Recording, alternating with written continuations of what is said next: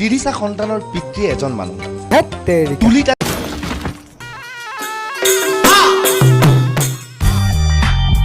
তুলি তালি ডাঙৰ দীঘল কৰা নহয় বৰঞ্চ নিজ ঔৰসত জন্ম দিছে 30টি সন্তান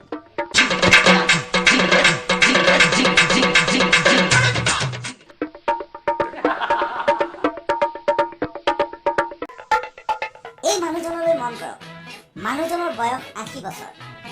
এই 80 বছৰীয়া মানুহজনে 30টা সন্তানৰ পিতৃ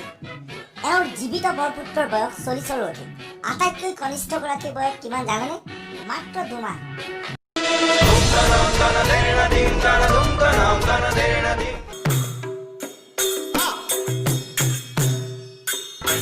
অতি সাধাৰণ যেন লগা এই ব্যক্তিজনৰ আছে এক অসাধাৰণ ৰেকৰ্ড শুনি হয়তো আচৰিত হ'ব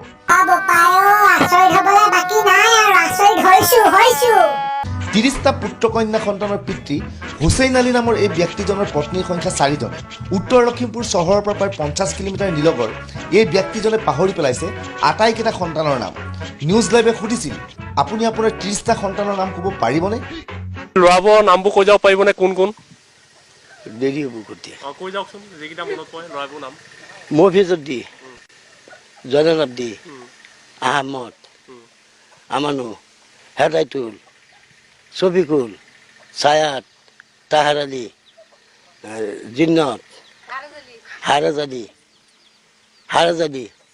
জিন্নত সাদিকুল এমরান সাদ্দাম হরজত আর এই গান্ডার নাম শেষ হয় নাকি বাকি পাহৰিছে নি নাই নাই নাই এই ল'ৰাটোৰ কেঁচুৱাটোৰ নাম থোৱা নাই হৈ গ'ল কম বয়সতে বিবাহ পাশত আবদ্ধ হোৱা হুছেইন আলী প্ৰথমগৰাকী পত্নীৰ নাম নেছাৰ ল'ৰা 8টা ছোৱালী 3জনী দ্বিতীয়গৰাকীৰ নাম গোলাপী মাতুন ল'ৰা 1টা ছোৱালী 5জনী তৃতীয়গৰাকীৰ নাম মমতাজ বেগম এওঁৰ ল'ৰা 5টা ছোৱালী 1জনী চতুৰ্থগৰাকীৰ নাম সুফিয়া খাতুন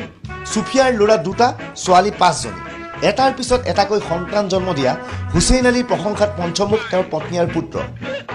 আপুনি যে এতিয়া বিয়া পাতিলে এই মানুহজন যাৰ লগত আপুনি আছে এতিয়া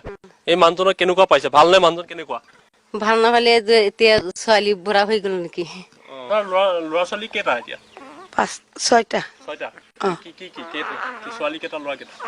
ল'ৰা 5টা ছোৱালী 8টা এতিয়া আনি পঢ়ি আছে কি কৰিছে পোৱা নাই কি কৰিছে কাম কৰি আছে ইটানগৰ ইটানগৰ থাকে আব্বা নামটো কি হুছেইন কি হুছেইন কি হুছেইন হুছেইন আলী এতিয়া তোমাৰ মা কেইজনী 4জন হয়নি মা নাম জানানে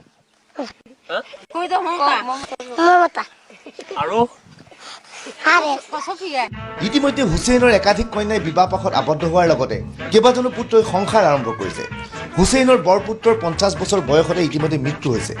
লখিমপুৰত ইতিমধ্যে পৰিয়ালৰ সদস্যসকলে এখন গাঁও পাতি বাহৰ পাতি আছে হুছেইনক সোধা হৈছিল আৰু বিয়া পাতিবলৈ তেওঁ সাজুনে হুছেইনৰ উত্তৰ বেলেগ সমস্যা নাই সমস্যা কেৱল টকা পইচা নেই বিয়া পাতিব নেকি আর নালাগে রে হলদি মশলা গুলাই আর নালাগে কি অসুবিধা কি হয় কি দিগদাৰ হয় দিগদাৰ তো দিগদাৰ খোৱা বোৱা দিগদাৰ আৰ কিছু দিগদাৰ নাই যদি আপোনাক খোৱা বোৱা চৰকাৰে দিয়ে আপুনি পাৰিব বিয়া পাতিব না নালাগে ৰে কিমান বিয়া পাতিব মানুহ সৰু পৰিয়াল সুখী পৰিয়াল বুলি কোৱা হয় যদিও হুছেইনৰ পৰিয়ালৰ ক্ষেত্ৰত কথা কিন্তু সম্পূৰ্ণ সুকীয়া বৃহৎ পৰিয়াল হৈও সুখী অৱস্থাত আছে হুছেইন আলী ধন্যবাদ গাইজ ভিডিঅ'টো চোৱাৰ কাৰণে আৰু আগলৈ এনে ধৰণৰ ভিডিঅ' কিছুমান পাবলৈ চেনেলটো ছাবস্ক্ৰাইব কৰি ল'ব লগতে কাষত থকা টিলিঙাটো টিপি ল'ব